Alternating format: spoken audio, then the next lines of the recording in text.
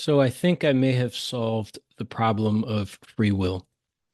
And I know that that's a mouthful, but hey, it's a free YouTube video, just taking a swing at one of the biggest, if not the biggest problems. I started this channel as a personal project, just a creative outlet about a year ago. But one of my specific motivations for starting it was to push back against this materialist um, determinist argument that was cropping up on my particular YouTube feed. A year ago was right when Robert Sapolsky was releasing his book Determined, and then he was on just podcast after podcast, basically saying the same thing, which is that we literally have no free will, not even the barest modicum of free will.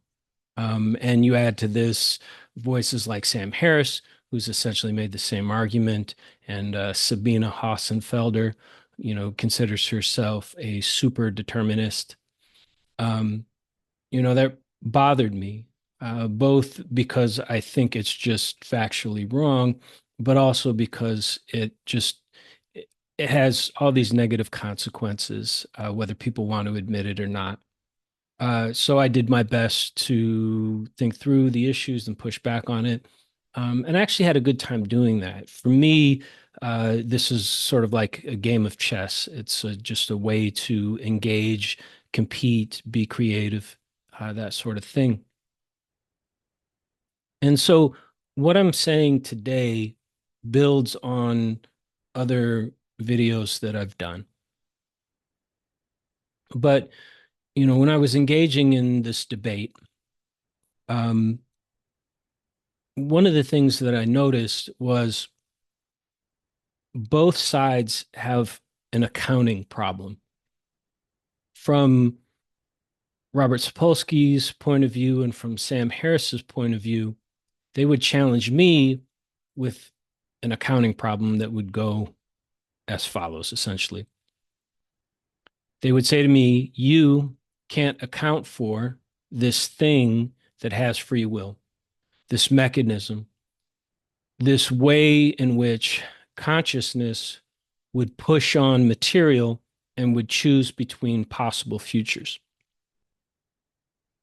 This is 100% correct. I have nothing that I can point to and say, look, right there is the chooser, right there's the decider, right there.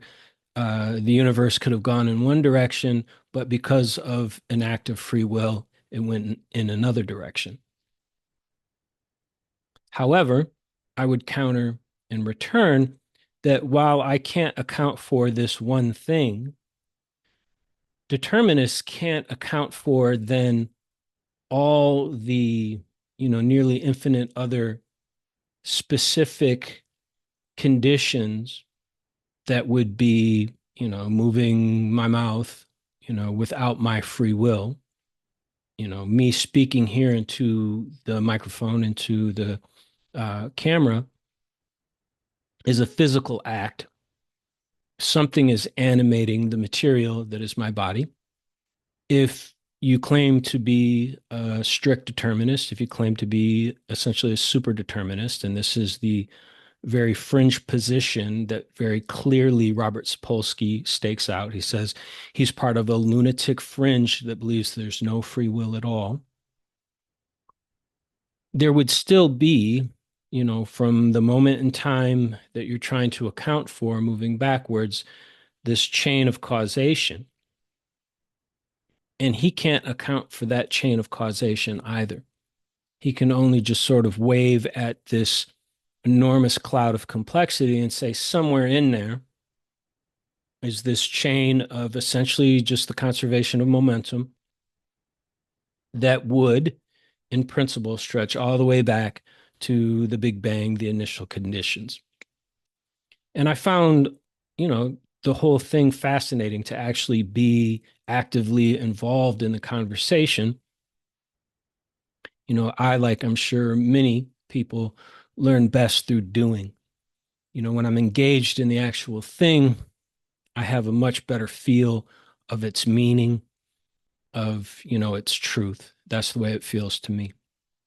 And so there's this accounting problem. No, I can't point, right, at the ghost in the machine. I'm not a formally trained philosopher. It's why I call this channel the outsider philosopher. I get that from outsider art. There are what are known as outsider artists in the art world.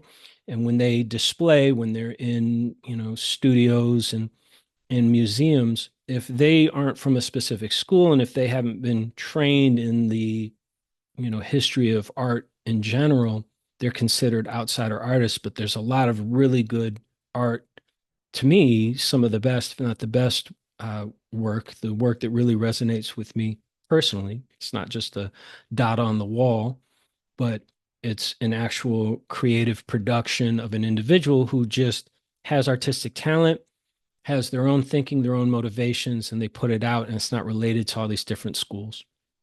So that's where I come from as a philosopher. I'm not formally trained in philosophy, um, but I have my own philosophical process, and I've spent a lot of time thinking about these philosophical ideas, etc. And so, you know, engaging, with Sapolsky in particular, I did a number of videos pushing back against Sapolsky. I just began to learn more and more about the actual problem, and came up with what I believe are, original and unique contributions, which, forgive me that's saying a lot since this, has been around since the dawn of time, essentially, as far as human beings are concerned, go back at least to the Greeks. Do we have free will? What would free will be if we have it? What would it mean if we didn't? And so, you know, the argument's not going anywhere because, as I said, there's this accounting problem. I can't account for this particular, ghost in the machine that is choosing between possible outcomes. But at the same time, somebody like Robert Sapolsky can't account for all of the physical chain of causation that would move backwards in time to the original, whatever the prime mover was. So I had a thought this morning while I was making my morning coffee that I believe, um, just putting this forward as an idea, would be the accounting that Robert Sapolsky would require of me. Now, um, I'm place, a huge importance on intellectual honesty, and I place a huge importance on congruence, and it's why I could never be a determinist, because the way I look at it, as an advocate of free will, debating somebody who's an advocate of determinism, I'm the only one who could possibly be, excuse me, both correct and in congruence with my philosophy. It's possible that Robert Sapolsky is correct, and it's possible that Sam Harris is correct, but they can't be both correct and in congruence with their own philosophy. At best, all they could be is correct and out of congruence with it, because regardless of what people say in their arguments for determinism, at the end of the day, they act, talk, think, have expectations that all presuppose free will. So the reason I could just from the outset never be a determinist is that I could never be in congruence. I could never act, think, feel, move through the world as though determinism were the actual truth, even if, it ultimately were, even if I wanted to. So to get to the point of accounting for free will, I need to go back to some of the work that I did in earlier videos. And what I really wish at this point, my kingdom for the ability to formalize what I understand informally, to make objective what I understand subjectively. I cannot do that. It's part of the reason I'm an outsider philosopher and not a professional or academic philosopher. But I would point to the work of Kurt Gödel and say that he probably did all the formalization that is necessary. But what I can do is propose certain thought experiments that make things more obvious, more plain, more established. And so one of the earliest things that I did on this channel was put forward a thought experiment that I call the locked in thought experiment. And where this comes from was, I was actually pushing back against Bernardo Kastrup. I guess he was the first person that I was pushing back against. And he was saying that we don't have free will because if we did, he said in this particular interview, somebody could put you in solitary confinement, which is like one of the worst things that you can do to an individual. They're, trying to make it a law so that you can't put prisoners in solitary confinement. He said, if somebody put you in solitary confinement and you had free will, you could just will that this is what you wanted and will to be happy, et cetera, et cetera. But that struck me as a straw manning of what free will is. That struck me even as like a supermanning of what free will is. And I was, listening to that interview and I was just going through my own thought process afterwards. I said, no, no, no, no. It's not that you could just will yourself to do anything. Free will isn't omniscience. It's not omnipotence. It's not, a comic book superpower. All that would be necessary for somebody to have free will in that situation, and I know this sounds absurd, but follow me here, is say they had a hat that had a red light on it and a green light, and you threw them in solitary confinement, and the only free will they had was that they could make that red light go on when they wanted or that green light. And that's it. That's free will. But as I was having that thought, it occurred to me there's a book that became a movie. And for some reason, I can never remember this title correctly. It's The Diving Jar and the Butterfly, or The Diving Bell and the Butterfly. Well, I can't remember that. But it's a memoir that was written by a French man, and this is within the last 30 years, 40 years, who was very successful, individual, very robust in life. And he had a massive uh, brain hemorrhage, aneurysm. And he woke up in the hospital with what is known as locked in syndrome. And so, locked in syndrome is when there's been a traumatic brain injury and the patient is completely paralyzed, except for the ability to blink their eyes and to move their eyes up and down. But with that ability to blink his eyes, he was able to dictate his memoir, which became a best-selling book and then became a movie.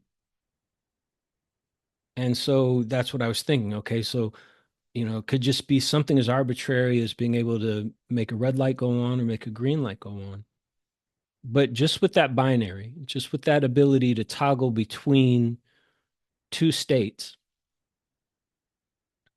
eyes open, eyes closed, he was able to write an entire book.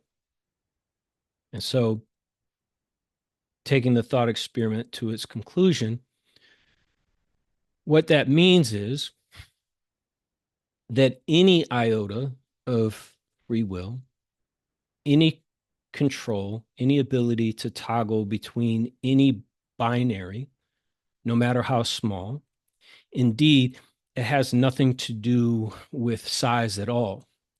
Any binary is the necessary and sufficient condition, or at least the necessary condition, for all of language to flow. So, even though this man was paralyzed, it's clear that his entire consciousness was still inside his body. And he was able to write this wonderful book with the help of others. And he was able to make something that hitherto had no meaning, which was the blinking of his eyes, carry semantic content. And so that establishes what is necessary for language, which is any control over a binary. Now, you can imagine one step more of paralysis, which is the loss of control over the eyelids and the loss of control over the eyes. And that could simply be done by injecting Botox or something like that, paralyze the muscles of the eye and the eyelids. But if we do that, we do not remove the consciousness that is still in that body, but we completely lock it in. But when we do that, what happens to language? Language completely disappears. So we've established that consciousness can inhabit gross matter. Your body is made of, almost countless atoms, some very, very large number of atoms and molecules. And so we're at classical levels here. We're not at subatomic levels. And so consciousness can be locked in to matter, but if it isn't given any voluntary control over any of that matter, language completely disappears. How does this prove that free will exists in the universe? It proves free will in the following, which is that even the strictest determinists, Robert Sapolsky, Sam Harris, Sabina Hassenfelder, and many, many others, there are plenty of people out there who deny free will, but nobody denies consciousness.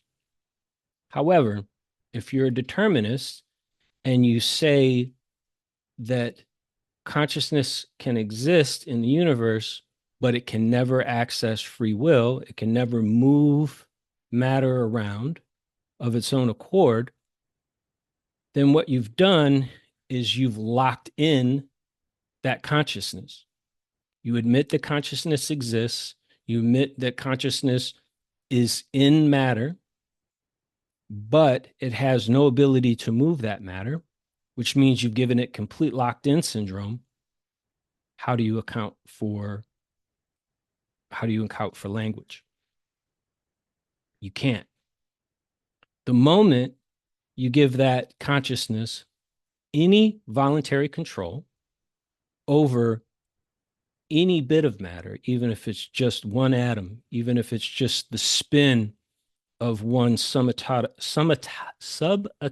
particle, that binary and the ability to toggle between those two possibilities is a sufficient substrate for all of language to flow, all of mathematics, all of music, all of communication, from one consciousness to another, to the outside world.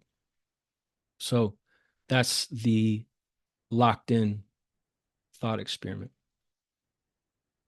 I have another thought experiment that I think does a great job of getting to the essence of the true meaning of Gödel's incompleteness theorems. So one of the things that Gödel did was he came up with a way to write a Gödel sentence. And that's simply to say that there's a way to use formal logic to prove a simpler logical term. So again, forgive me, I'm an outsider philosopher. So, this business about any arithmetic, that can do, basic calculations. There will always be something about that is true that you can't prove. And to me, people tend to miss the boat on that one. They tend to not understand the deeper implication of it. And one way to look at it is just say you had a computer of any size, but just for this, for some reason, I'm thinking of, the original Macintosh. And let's say you gave the Macintosh, some algorithm to prove some function, but it gave you an answer, and you wanted to, make sure, you wanted to double check, say, okay, how do I know that, it's giving me truth? How do I know that it's right?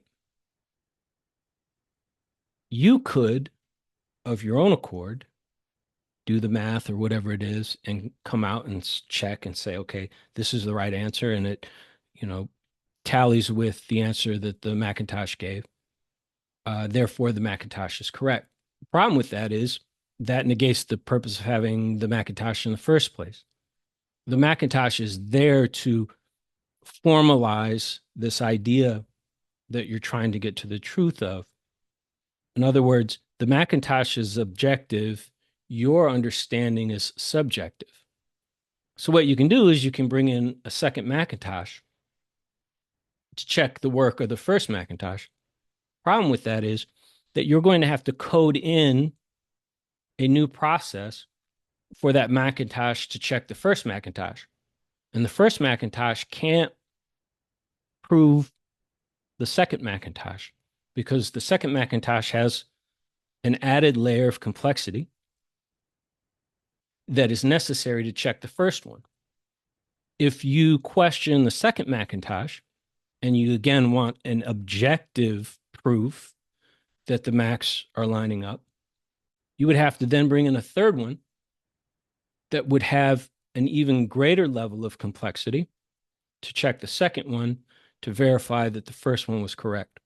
And you can see where this is leading. This leads out into infinity. Very soon, you will run out of bits on the original Macintosh and you'll have to create another generation. You'll have the problem with that generation. You'll need another and another and another. And this is an infinite regress. This then gets into the problem of qualia. And so this is another contribution that I have to make, which is truly understanding why this infinite regress of objectification of truth matters so much to what consciousness is or is not, or what could be true of computers that is true or isn't true of human beings. And so this then comes into the thought experiment that I have for Gödel's robot.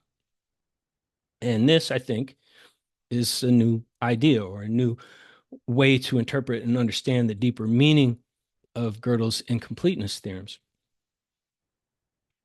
which is the problem of authority, right?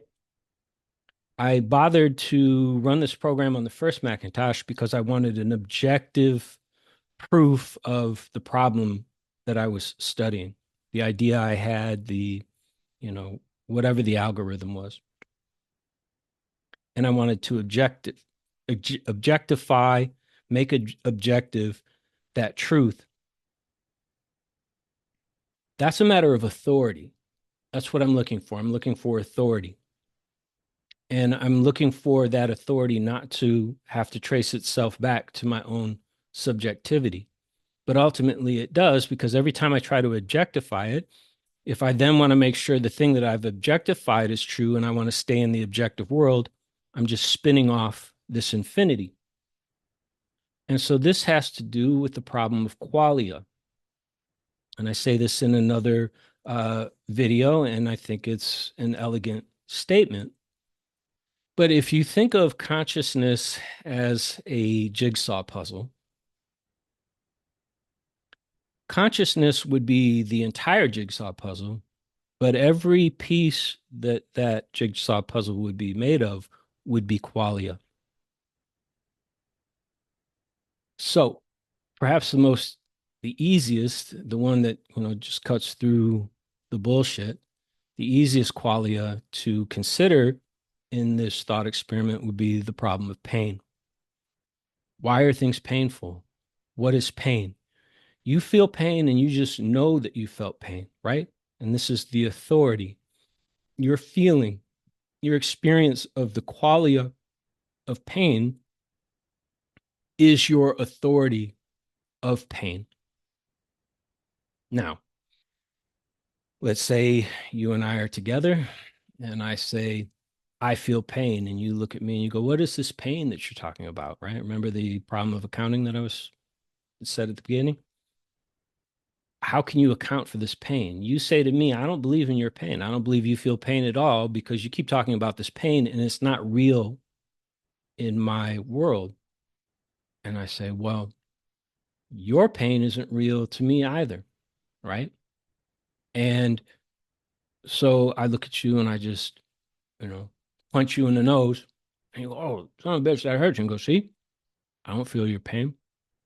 And you look at me and you punch me in the nose and I go, son of a bitch, that hurts. And you go, well, I don't see your pain either. What's going to happen very quickly is we're going to get tired of that process and we're both just going to concede that the pain I feel is the same as the pain the other person feels, right? It participates in the same phenomena. I have the quality of pain, you have the quality of pain. I can't see your pain, I can't touch your pain, I can't measure your pain. Your pain isn't real for me the way it's real for you, but so goes my pain for you. But we're stuck still in subjectivity. There's a level of trust. I have to trust that you feel pain and you have to trust that I feel pain. And if this sounds absurd to you, this is what war is built on, right? War is causing the other side more pain than they cause you until they quit, right? Any dictator just appeals to the qualia within you and says, I will cause you pain until you do what I say. And so this is something that we deal with every minute of our lives.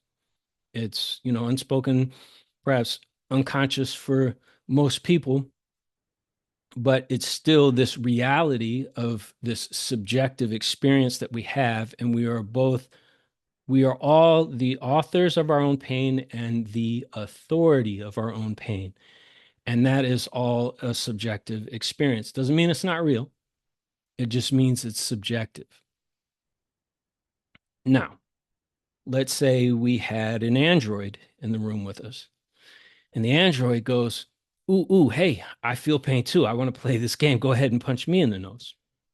Okay. Punch the android in the nose, and the android goes, oh, son of a bitch. Oh, I feel pain. And we could say, well, your pain isn't real to us. We could go through that whole denial process.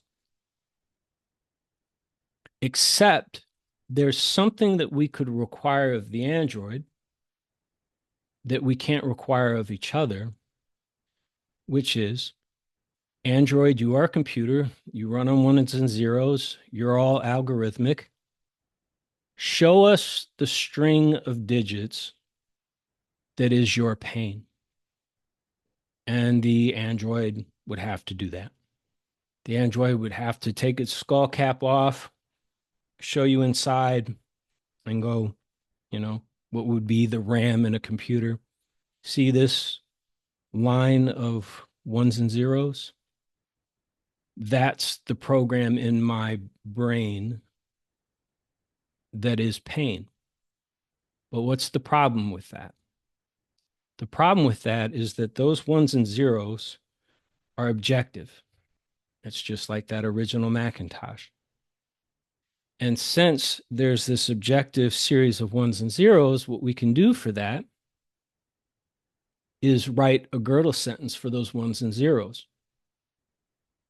But as soon as we do that, and we may run this, Gödel sentence for the computer's ones and zeros for its programming that says it feels pain, and that set of ones and zeros, the new set, the new Gödel sentence, the new set of mathematics, will prove the first set. But what we will have done is to move the authority from the first set of ones and zeros to the second set of ones and zeros, which is more complex than the first set. The first set can't account for the second set. And so what we've done is we've moved the authority, right? We caused that android, what it says was pain. We demanded to see the math that is the substrate of that pain. It shows it to us. But now to make that real in the objective world, which is where one's in, this is where the programming exists, we have migrated the authority of that pain from the first set now to the second set. But the second set suffers from the problem that the first set had, which is it's still objective. And in the objective world, we can always check the veracity by creating another level of complexity. But that level of complexity has the same problem. It needs to be checked. And so the authority of pain, if we're trying to objectify it in ones and zeros, if we're trying to instantiate it in some matrix, whether that be electric ones and zeros, or whether that be physical beads like on an abacus, right?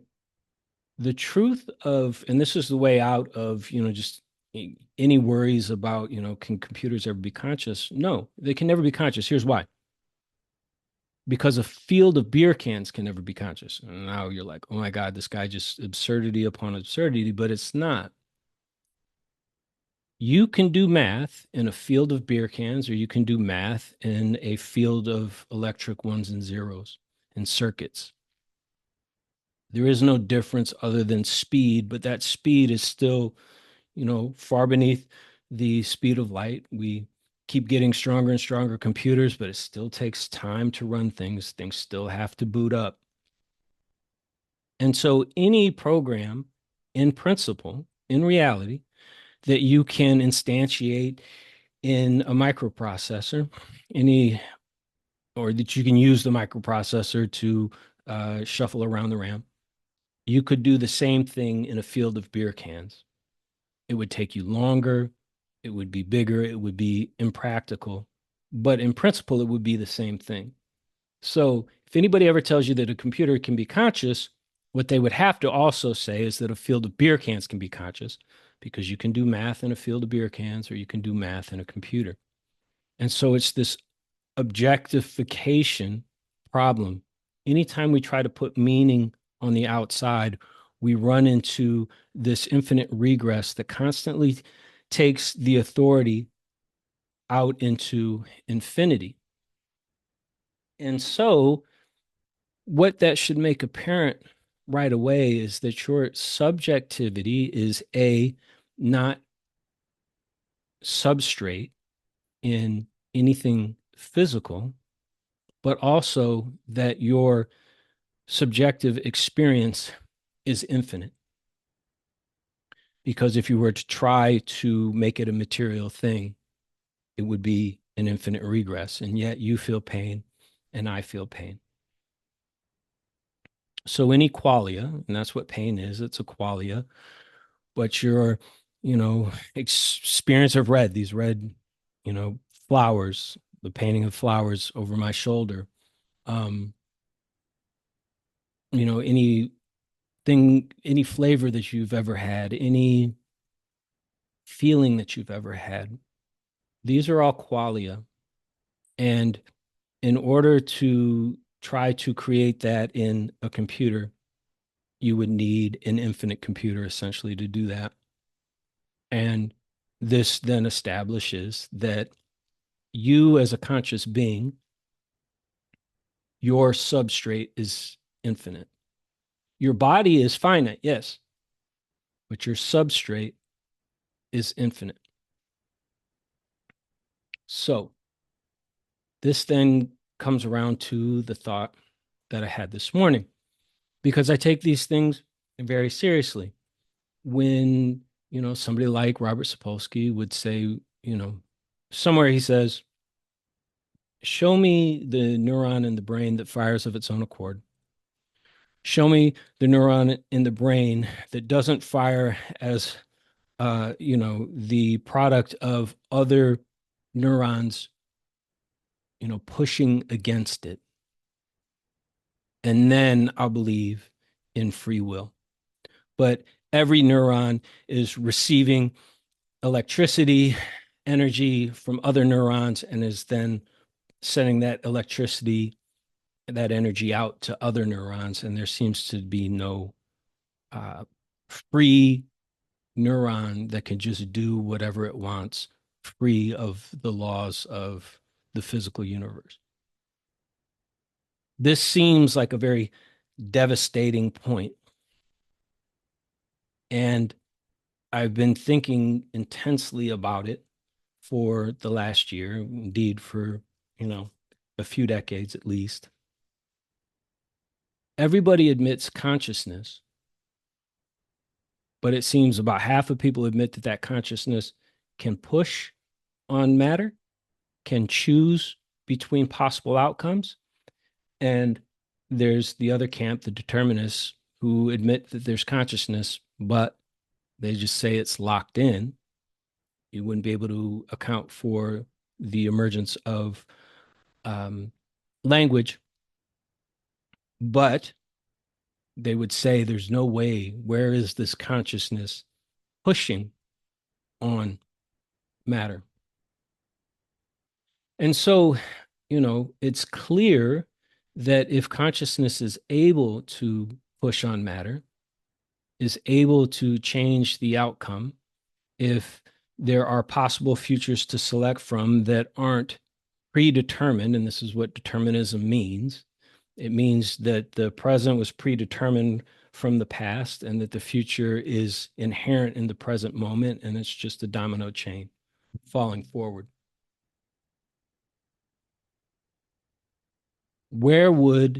How would consciousness push on the material world?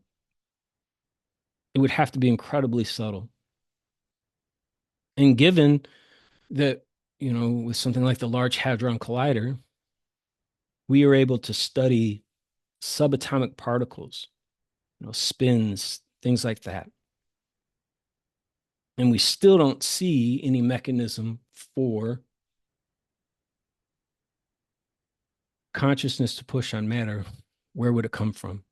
It would have to be the subtlest of the subtle. But I would like to, point out, based on the original thought experiment of the locked in thought experiment, locked in condition, it just has to be it transcends time and space in a sense, in the sense that it would only be one yes or no, up or down, left or right, anywhere at any scale would be sufficient for all language to flow. So, people often, bring quantum mechanics and consciousness together. And I think that's a valid intuition, because there are possibilities in the quantum world that are obviously not possibilities in the classical world. But even then, again, we're probing very, very, small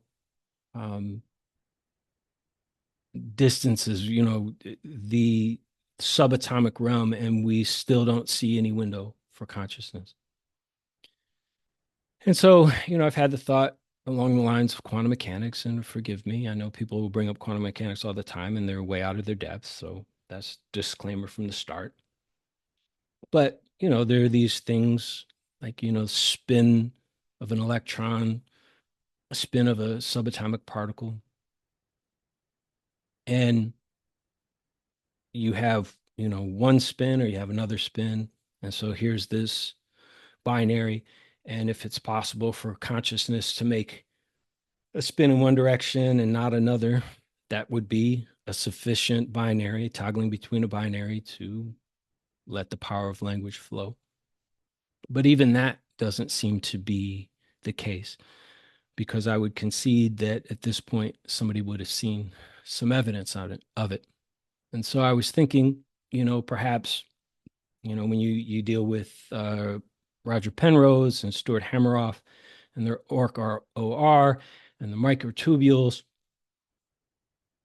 maybe there are these superfine structures in the brain that act in concert, in unison, the way when they were taking pictures of supermassive black holes, what they did was they used all of these satellite arrays around the globe in unison as one big meta satellite. I'm sorry, not satellite, telescope, observatories. They used them all at one time to collect data, and then that's how they were able to take a picture of a supermassive black hole. And so I was thinking maybe it's something like that. Maybe it's so fine that what it takes is this concerted effort of all these quantum structures in the brain to then move matter to have that toggle between two, you know, um, binaries, between a binary, two sides of a binary. But even that seems like somebody would have figured that out. So forgive the idiosyncrasy of the following story, but it just helps for me to, talk specifically about where the thought comes from to express it. And so this had to do with my morning coffee. So I've put myself in a state of ketosis. I'm going keto again. But I like milk in my coffee, and milk has a little bit of sugar in it. Um, and so when I'm going into ketosis, what I'll often do is instead of milk, I'll substitute butter. But this morning, hadn't had my coffee yet, not fully awake. I just automatically reached for the milk and poured it in my coffee before I realized, oh, wait, what I want is butter.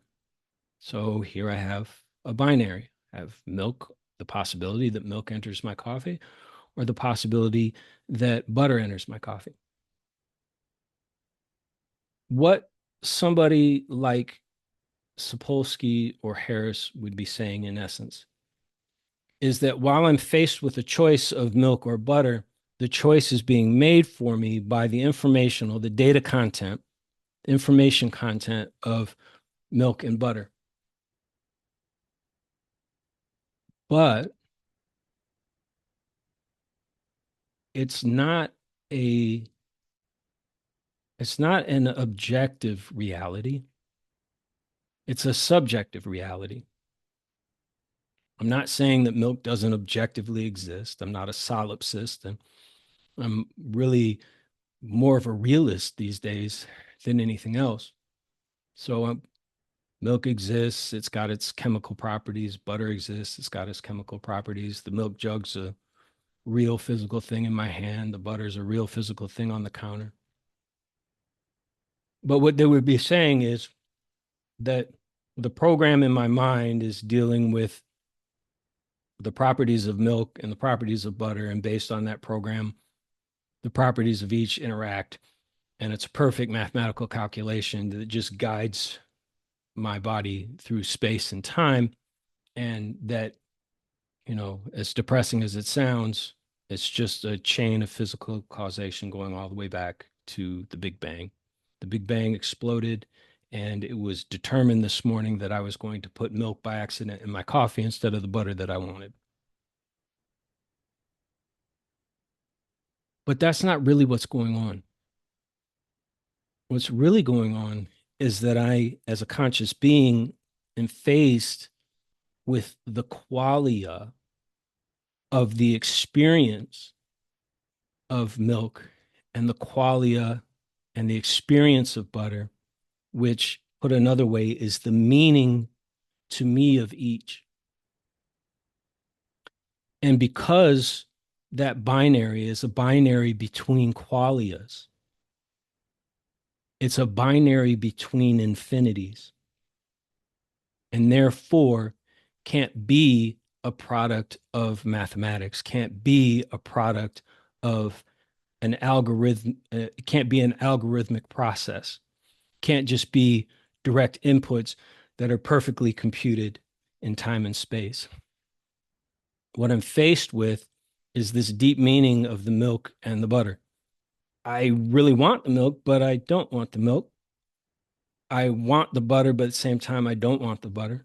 So I have this superposition of my own yes and no at the same time and my own reasons for doing it. And I know probably everybody is lost at this point in the argument that I'm making. But what I'm saying is taking for a moment the only real thing as my conscious experience. Perhaps the way consciousness moves matter is through qualia. Nobody's denying that I have this choice of milk or butter. What they're denying is the process of how that decision is made. But I'm not dealing with objective milk and objective butter. I'm dealing with subjective milk and subjective butter. And so I'm dealing with two infinities, two constrained infinities. If you have a hard time accepting that you can have infinities with infinities, look at the work of Cantor. He has nested infinities. That's what we're dealing with. And so it's a fact that there was a quality to the milk and there was a quality to the butter. And the quality is what decided the outcome. Nobody's denying that.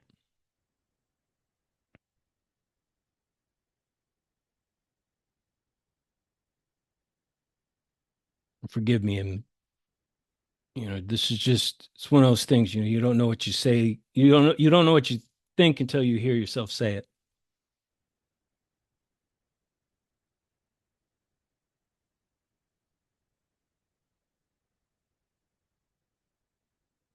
Because both are infinite, because they are qualia, they are subjective. Because they are subjective, they are conscious. Yet the qualia is directing the choice that is made in the moment. And because I, as the subjective being, am investing the meaning, right? It's not a choice between physical properties so much as it's a choice between the meanings of those properties.